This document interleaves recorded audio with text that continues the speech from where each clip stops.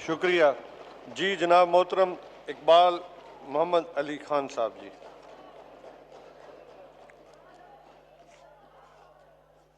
शुक्रिया जनाब स्पीकर। सबसे पहले तो मैं इस असेंबली के अंदर जो एक मुअज़्ज़ज़ असेंबली है, जो जहां पे तूफान बदतमीजी हुई, मैं शर्मिंदा भी हूं और इसकी मजम्मत भी करता हूं। तो आज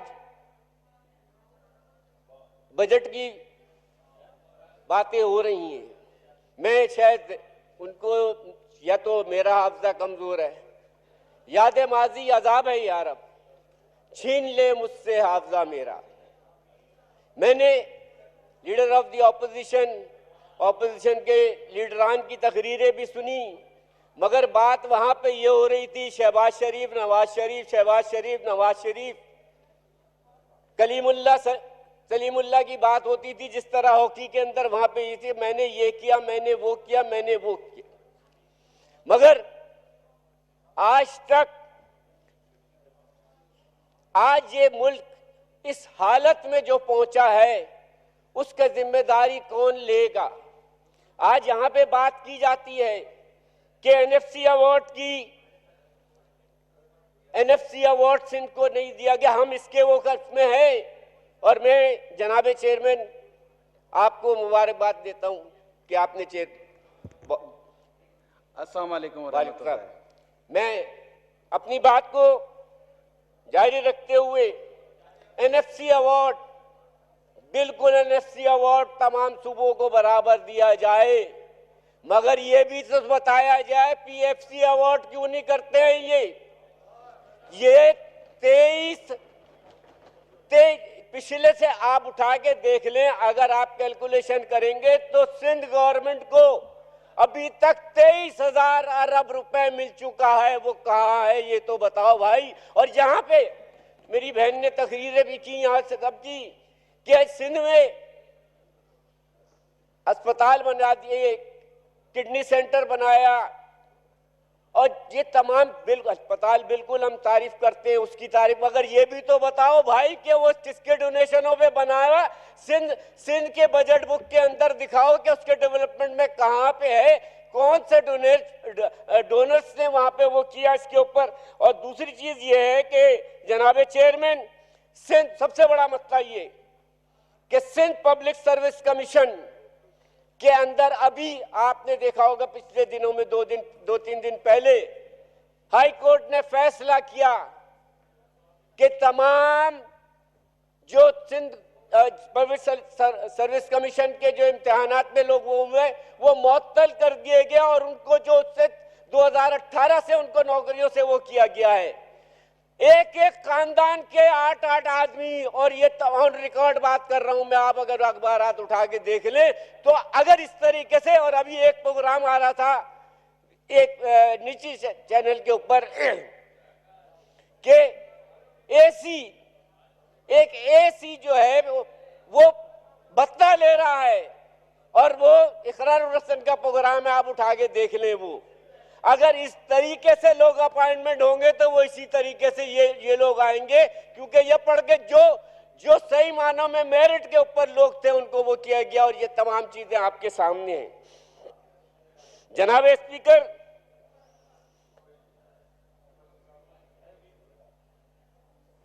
सेल टैक्स की बात हुई। मैं समझता हूं कि सेल टैक्स जो है इसको थोड़ा सा कम किया, इसके ऊपर नजरसानी की जानी चाहिए। और दूसरी बात यह है कि कहा जा रहा है, अभी यहां से कहा गया कि सिंध जो है 70% रेवेन्यू देता है वफाक को। शर्म करो, कराची 70% रेवेन्यू देता है तो सिंध पलता, पूरा पाकिस्तान पलता, और 95% सिंध को देता है कराची का एक लियाकताबाद का इलाका पूरे लाहौर से ज्यादा टैक्स देता है। और अगर मैं और आगे चलूं, आप आगे मार्केटों के ऊपर तो आपको पता लगेगा। ये मेरे साथी यहाँ बैठे हुए हैं, डिस्कस नहीं करें कराची के आपस नुमाइंदे में, बैठे हुए, मेंबर को तकरीर करने दें।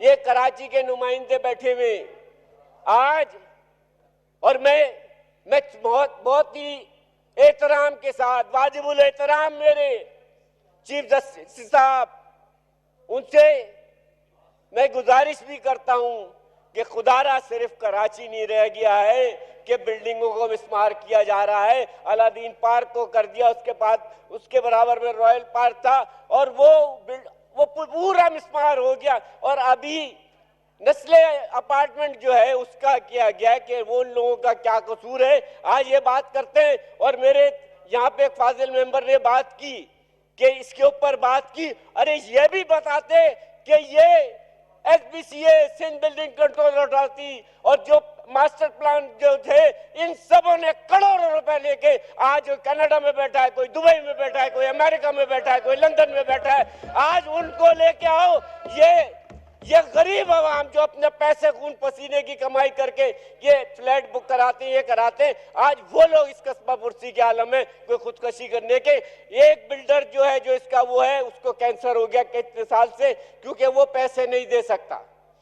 मगर मैं चीफ जस्टिस साहब से यही गुजारिश करूंगा कि खुदारा जिस तरीके से, मैं एक मिसाल, एक नहीं 3 मिसालें मैं आपको देता हूं। ये ट्विन टावर है यहाँ पे कॉन्स्टिट्यूशन रोड पे, इसको भी गिराने के ऑर्डर दिए गए थे।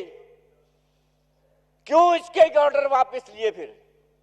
और जब इसको रेगुलाइज कर दिया, और पंजाब के अंदर अभी सूबाई गवर्नमेंट ने 300 सोसाइटियां उसको रेगुलाइज करने के लिए हो गया है कि चीफ जस्टिस साहब खुदारा इतना तो करे कि अगर उन्होंने गलत बनाया तो उन लोगों को पकड़े जो डायरेक्टर, और ये सारे बैठे में आज बात कर रहे हैं तो इन्हीं के लगाए हुए डायरेक्टर हैं ये सारे, मास्टर प्लान के भी जो है सारे वही हैं।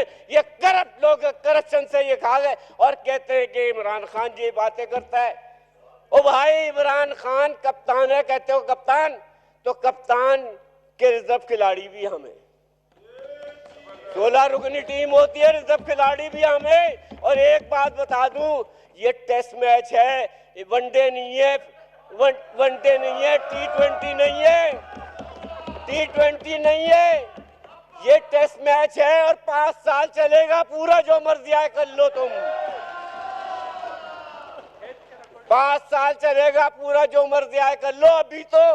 अभी तो आफरीदी बैटिंग करने के लिए बैठा हुआ है, मियादाद बैटिंग कर रहा है, अभी तक तो यहाँ पे ये मसला यहाँ पे चल रहा है। तो आज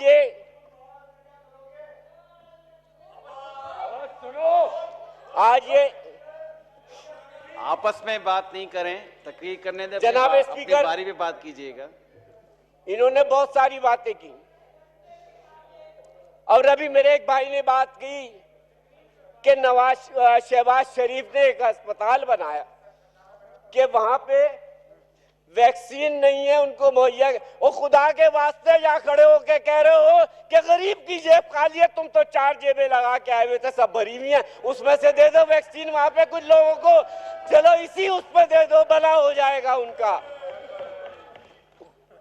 यार, ये कहते हुए भी शर्म आनी चाहिए कि शहबाज शरीफ ने अस्पताल बनाया, वहां वैक्सीन नहीं है।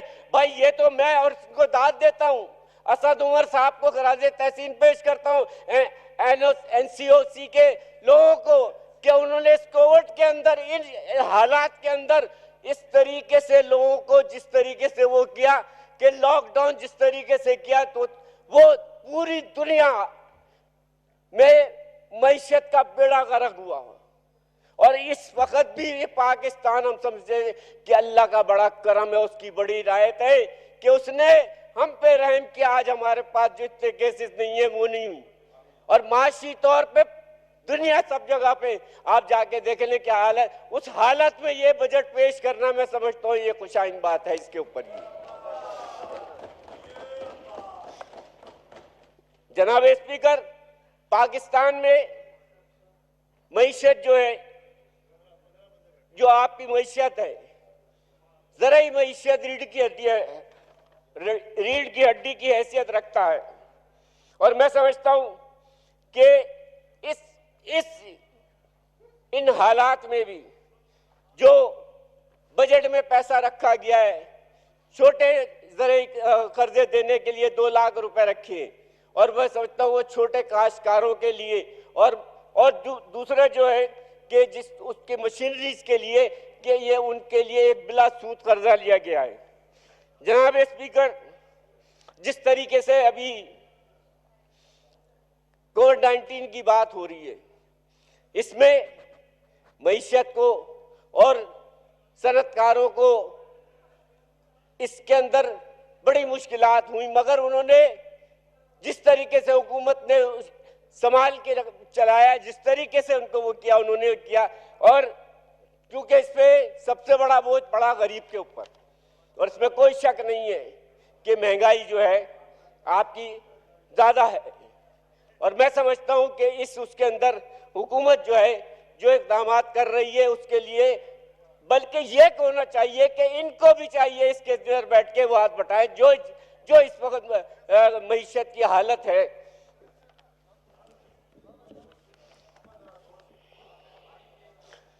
और जनाब स्पीकर चेयरमैन, बजट में 5,829 ट्रिलियन का रेवेन्यू इकट्ठा करने का ऐलान किया है। मैं समझता हूं इसके ऊपर गौर करना चाहिए कि ये रेवेन्यू मैं ये नहीं कहता मुमकिन हो सकता, मगर नामुमकिन लगता है। इसके ऊपर फाइनेंस को और वजीर खजाना को इसके ऊपर देखना चाहिए।